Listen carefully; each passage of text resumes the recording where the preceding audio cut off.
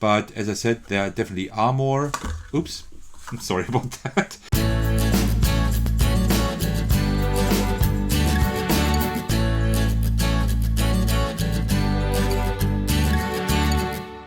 Hey everyone, there's Athegos, and I'm still on my mission to show you all the cool RPG stuff I have in between my board gaming videos, just a little bit at least, meaning that in short bursts and also short videos.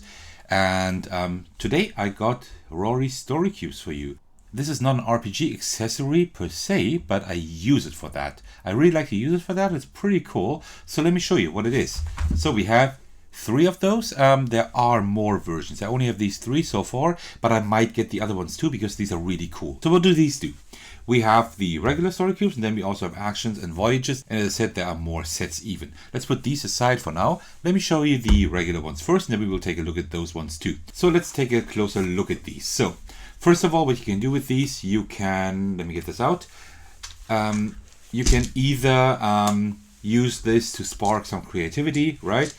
Like if you have children, for example, or just the family, you can just roll these, and you see there are lots of different symbols on these, and no symbols are the same, right? So you have 9 dice, and each die has 6 different faces, right? So you have your 54 different symbols in one of these sets, which is quite a lot. Then you can roll them, and you can just, for example, like tell a story here, for example. You can also make a game out of that. So I actually did that a few times. It's pretty fun to roll all these dice and then tell a little story, right? So what you can do as a game, what I did is roll these dice and put them in a specific order, or let the other person roll the dice, then you put them in an order, and that person has to tell a story with these symbols in that order.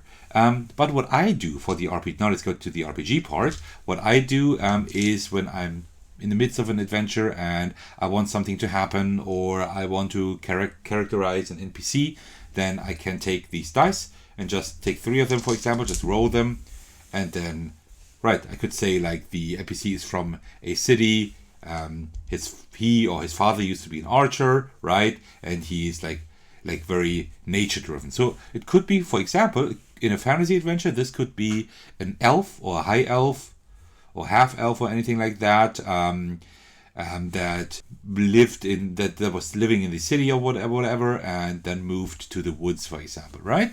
And you would also have like a little backstory for your character. That works surprisingly well, as you just saw. So I was just adjusting the exposure quickly. I think like this is a little bit better, but the light changes here very quickly. All right, so that's what I use them for, right? Of course, you probably remember the character cards I showed you last time, right? Like the character decks here, where you have like all kinds of backstories and visual appearances and whatever. But I usually use these for NPCs that I want to introduce into the world a little bit further, that are more important for the players. Right? Because this takes a longer time, because you need to find 3 cards that you like, and then read all the text and whatever. So this I only use for NPCs that might play a more important role in the adventure. These dice I use for just quick NPCs, right? Like there's some kind of NPC, and then I just roll this here, and you see again, right? Now could be maybe a fruit vendor, right?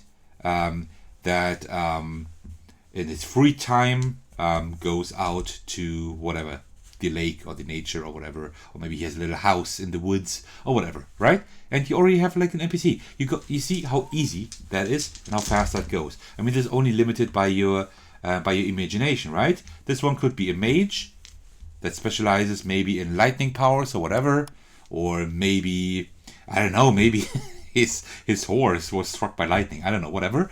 And maybe it's someone who asks a lot of questions. He's a very curious person. There you go. You already have your character that you can play around with your players.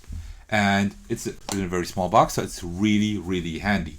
So that's pretty much the showcase, but let me also show you a little bit what the others do. So these are the regular dice, and these usually function very well for describing the characters. But then, if you, for example, want to do anything with actions, right? Then you have the story cubes actions. So these are all, you see, like these all have actions on there, right? So you have, for example, here you have a thief stealing stuff. Here you have somebody thinking about something, or here's somebody burning something.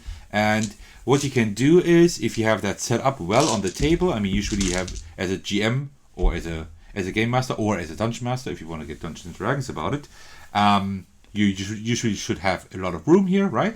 And what you could do is just take maybe, I don't know, like 4 of these dice, and then also put like, I don't know, 3 of these dice here, right? And then you always, when you want to roll for a character, then you always take 2 of the regular ones and 1 of the blue ones here, of the actions ones.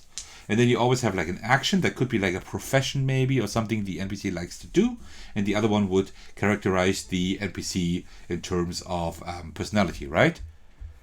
So maybe the NPC is a locksmith that is very good in terms of math and analytical thinking, but also it's moving around to doing a lot of sports, right? Doesn't have to be soccer here, right? I mean, in a fantasy setting, this could just be somebody who likes to run or move a lot, do a lot of sports, and you already have another character. And this does expand that quite a lot, because these are all actions, like things you can do, and that can characterize your characters even more. I like that a lot. And then the last thing you have, which would probably be one of the best things actually for a fantasy adventure, is the Voyages one here. Because if you use that one, let me just get it out here. Then here you have just really random symbols, and they are really strange, right? Like monkeys. You actually have helmets here. You have krakens and here laser guns or whatever, even cauldrons. So this would really do something for your fantasy or maybe even science fiction adventure, right? So like armor. You have a flask here, some food, some cells. I don't know what you can do with that. Here, that would be perfect for a dungeon, right? So you have a lot of things that would really work well for that. So what you could always do is like have all these 3 here in piles, and then you always like take 2 of these and 1 of those, or 2 of these and 1 of those maybe, or you take just 1 of each, like this. Let's just take 1 of each, like this. Roll this. And then there you go. Okay, that's a little bit more cryptic, right? But maybe you could use that for like the character as part of a specific organization, right? And just think of a symbol that is similar to that one, right? That characterizes that organization. For example, here you have somebody walking in or walking out of a door, probably walking into a building. So it could be maybe like a traveler, a traveling merchant, visiting a lot of different cities and stores, right? So, but that is also a mage, I don't know, in some organization. And I don't know about the magnet, maybe somebody who is very, very sociable and very, a very kind person that attracts other people naturally. There you go. So this is only limited by your imagination, and there's a lot you can do with these story cubes. And as I said, there are more iterations of these. I only have these 3 because these, I think this is a perfect combination for my RPG stuff. But as I said, there definitely are more. Oops, I'm sorry about that. There definitely are more iterations of that. And if you think this is a cool thing and you can use it for your adventures, which I would definitely suggest, then you can just go out and get all these sets. I think they're not very expensive. I think you pay like 10 to 15 euros maybe for one of these. I'm not quite sure. These are not expensive. These are just 9 dice. And they are really well made also, right? They are quite large, as you can see. They are large enough. And they are really well drawn. These are really, really nice. Nicely done, great quality, nice drawings. So these are just wonderful. You can use them for pretty much anything. For any creative writing even, right? If you are a writer, this could also be, you could also use that for writing your adventures, right? So you don't have to use it in your adventure for NPCs, right? Let's say you say, I want to build a city. I'm not quite sure what the city is, what the city should be like. Well, let's just take 2 of these dice, for example.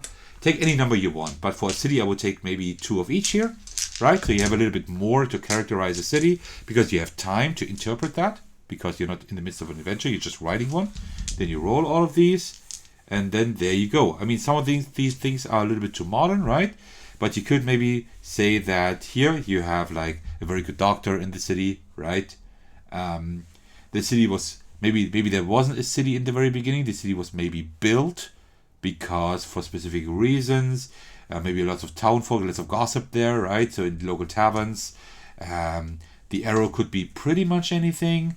Maybe you could say that there is the biggest archery range in the country, whatever, right? And you have more and more ideas to actually do things. So yeah, that's pretty much what you can do. And if you have any dice you don't like, you just re-roll them, and that is just fine too.